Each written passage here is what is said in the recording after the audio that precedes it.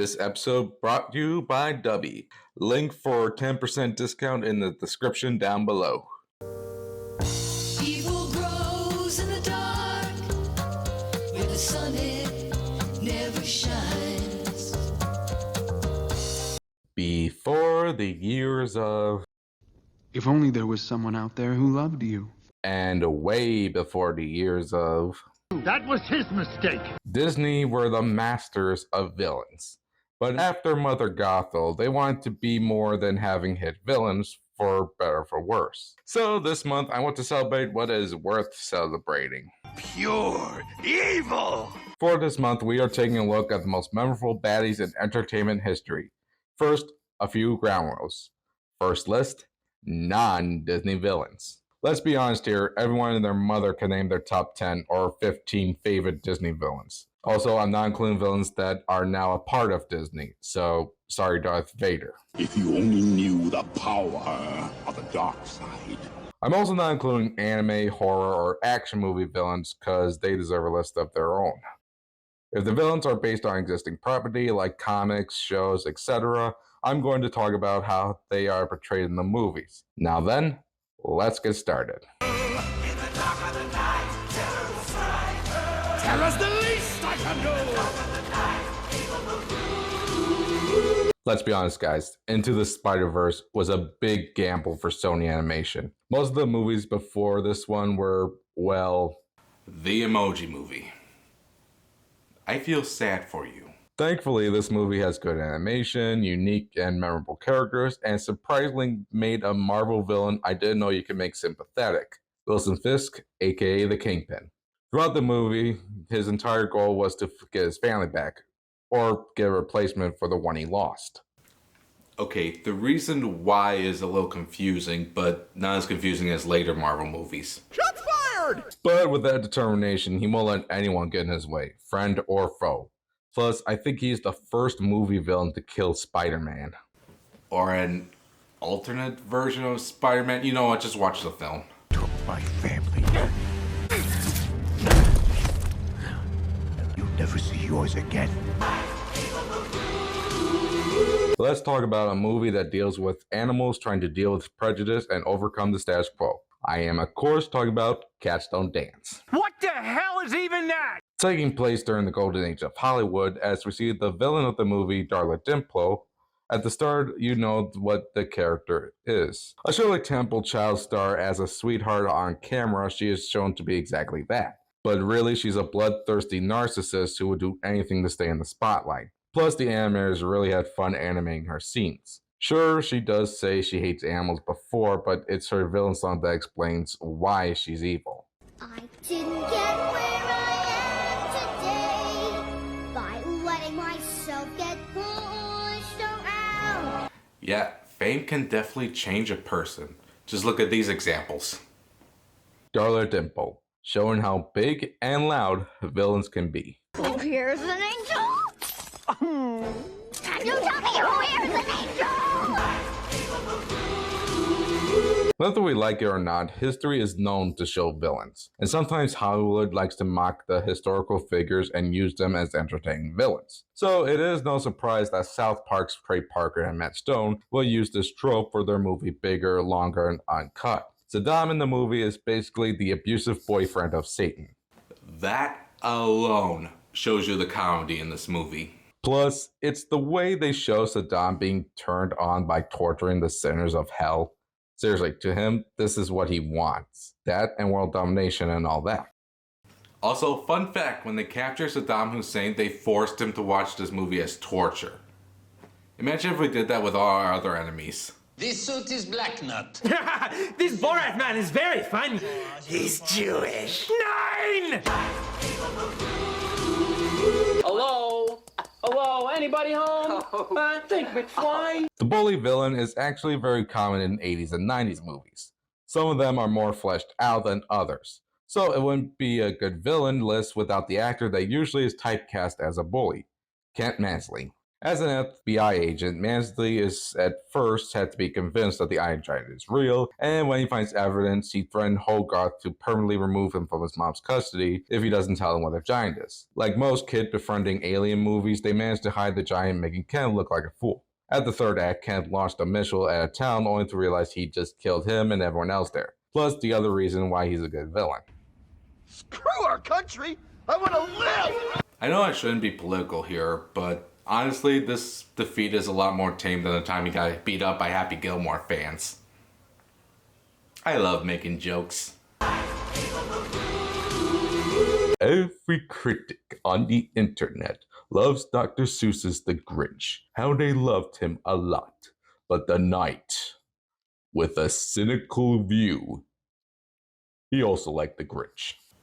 I mean, come on, it's The Grinch. I know, right? From the classic Dr. Seuss book, The Grinch is a definite staple of Christmas. But it's a song written by Dr. Seuss himself that describes the Grinch as a grotesque creature that enjoys his conniving deeds. You have termites in your smile. You're a crooked, jerky jockey, and you drive a crooked horse. Now, I also have to be fair and talk about the other versions of the Grinch than just the Boris Karloff version. Jim Carrey did look and move like the character and shows how the Grinch could be misunderstood and feared at the same time. If you utter so much as one syllable, I'll hunt you down and gut you like a fish. If you'd like to fax me, press the star key. With Benedict Cumberbatch, okay, I know he's trying, but this feels like he's less an angry grump and more like an annoying troll. Plus, I don't feel like the song goes well as a rap. Skin all green and his teeth all yellow. Also, the stage play tries to combine the live action and the cartoon, and honestly, this would work if they picked the right parts. But I gotta pick the OG Grinch. Like the song said, I'd take the, seasick crocodile. Wow, halfway through this list. I guess we're playing with the big boys now? The Prince of Egypt is an animated musical about the story of Moses freeing the Hebrews from Egypt. And like the Iron Giant, it has breathtaking animation rivaling the likes of Disney. And like the Iron Giant, they created a complex villain, Ramesses. While growing up with Moses and being heir to the role of the pharaoh, Ramesses has been trained to rule Egypt with his father's gaze over him. One weak link can break the chain of a mighty dynasty. I will not be the weak link. So when Moses returned to free the slaves and not be by his brother's side, he of course felt a little betrayed. Also, justifying the evil deeds done by the Egyptians, also a red flag. But it was after he lost his son that he let out all his rage and called for death. Also, Ralph Fiennes, aka Voldemort, gives them a major performance here. And no, Voldemort is not going to be on this list. This is what I think, not what a fan base thinks. So, write it down in the comments below. The Shrek series is basically not only a satire of fairy tales, but classic literature as well. So it's no surprise that in Shrek 2, we got the fairy godmother as the villain. Her plan, of course, was for Fiona to be rescued by Prince Charming and rule the kingdom of far, far away, until Shrek rescues Fiona and they fall in love. So they tried to trick Fiona to fall in love with Charming. Thankfully, this didn't come to pass. What I love is that it is a reversal of the typical fairy tale story. The heroes are the villains, and the villains are the heroes. Here's hoping Shrek 5 will be good.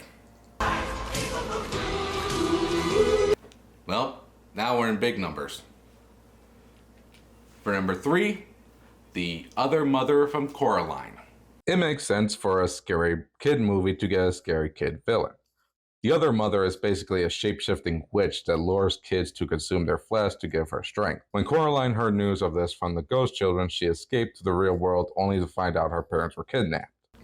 I also heard this character was based off Romanian folklore and she is basically a shape-shifting fairy. Imagine watching Cinderella after hearing that. The Other Mother, making us realize there's no place like home. No, I love you.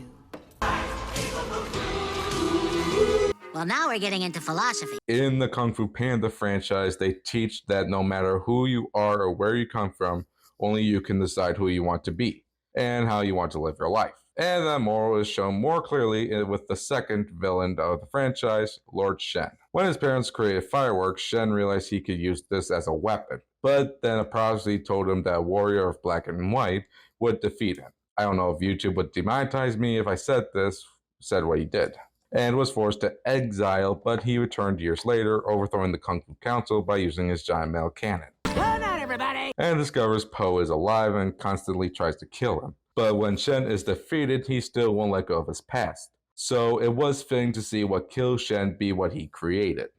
I know a lot of you want Tai Lung on this list, but I'm picking this villain for 2 reasons. One, he's voiced by Gary Oldman and shows that he can be funny and threatening. With the weapon by my a little bit more.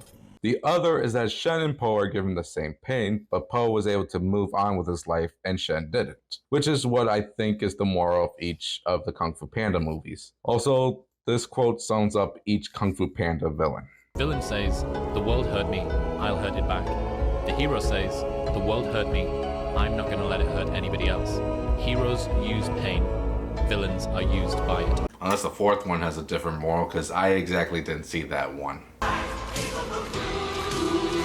Jenner from The Secret of Nymph, willing to do anything to stay the same. Wicked Witch of the West, The Wizard of Oz, first villain kids ever saw. Thrax from Osmosis Jones. Careful and contagious. Tempest Shadow, My Little Pony Friendship is Magic the movie. Emily Blunt giving a performance for this movie. Dr. Eggman from the Sonic the Hedgehog movies. Jim Carrey giving us the take on the classic Sega villain. Hexus from Ferngully. Tim Curry singing how well he loves his toxic love. The Joker from The Dark Knight. Why so serious?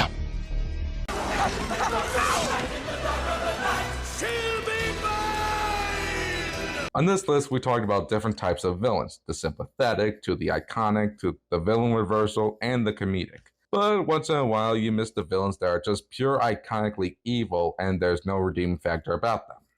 And had a meme that took over the entire internet. It's horrible! Your wish is horrible!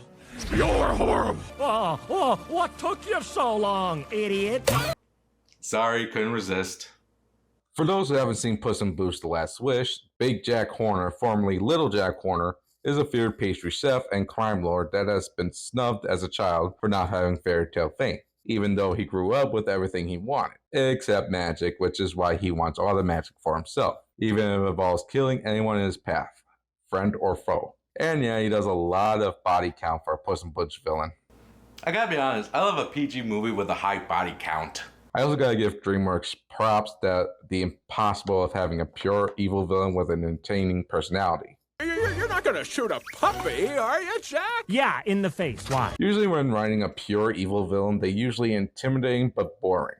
Seriously, most of the Marvel villains share this trait. And yeah, most people love the sympathetic, relatable, and the redeemable, but with this guy, I can't help but love to hate him. I couldn't get this rock off of it, but it's still pretty cool, right?